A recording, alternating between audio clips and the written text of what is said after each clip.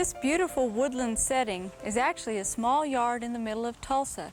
It's the home of Tom King and his family, and a few years ago they decided they were tired of just a plain grassy front lawn. They wanted their front yard to feel like a forest, and so they began thinking about what kind of feelings they would like to have when they walked out the front door.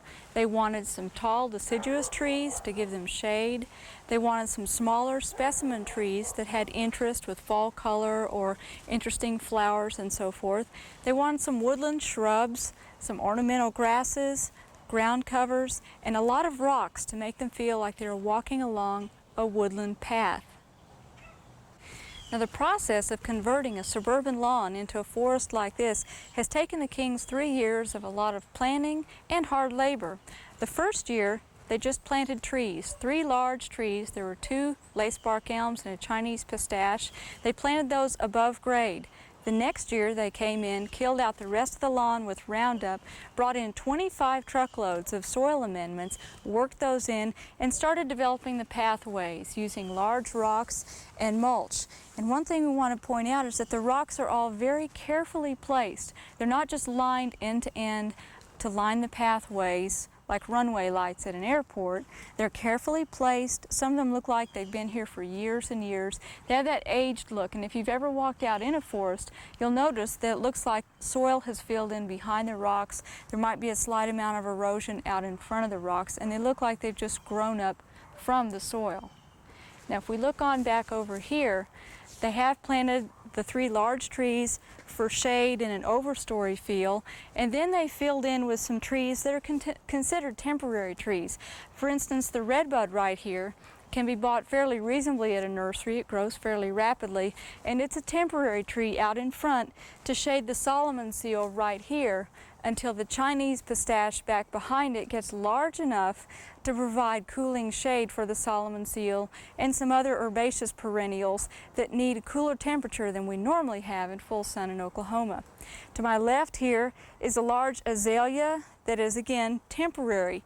Behind it are some ferns and some hostas that need shade, need cool conditions, and this is providing that for them until the dogwood right here gets large enough to provide that shade. Back behind it are some original hollies that were there when the yard was first developed, and that is some Chinese holly and some others that were left behind to provide some depth and a deep green feeling back in that corner of the yard.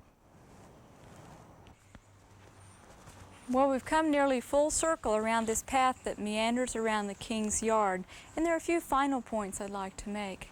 Everything is in asymmetric curves. They've chosen some unusual plants to put around the yard and some not so unusual ones. Look at the curve of this redbud. They've let that curl on down around and meet you as you exit the path onto this nice stone pathway. Now, if you're considering a landscape like this, keep in mind that it's not without its own share of maintenance. Remember when we first started this series on noteworthy small landscapes, Mrs. Tucker pointed out that in her yard, although she also did not have to run a lawnmower every week, she had to disbud the flowers to keep them blooming. And Tom has pointed out to me that trees such as this redbud that have a lot of seed pods, drop those in the fall, they go through the winter, and he has seedlings to pull up throughout the season to keep the yard from becoming too overgrown. One final point I'd like to make is that the Kings took a lot of time in laying stone leading along the pathway up to their front porch. And here we have a transition zone. What do you do when you run into the concrete front porch? Well, Tom spent several days looking for a rock that had a time-worn look and feel to it. And that's what he's achieved right here. It looks like people have stepped up to this porch for years and years. And again, that took some time and some planning. Well, as fall approaches and you have a little more time to reflect on your own landscape, think about how it reflects your personality, but also what feelings you want it to evoke as you walk around your yard.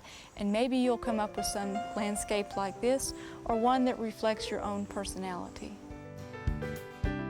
We hope you've enjoyed this classic from the Oklahoma Gardening Vault.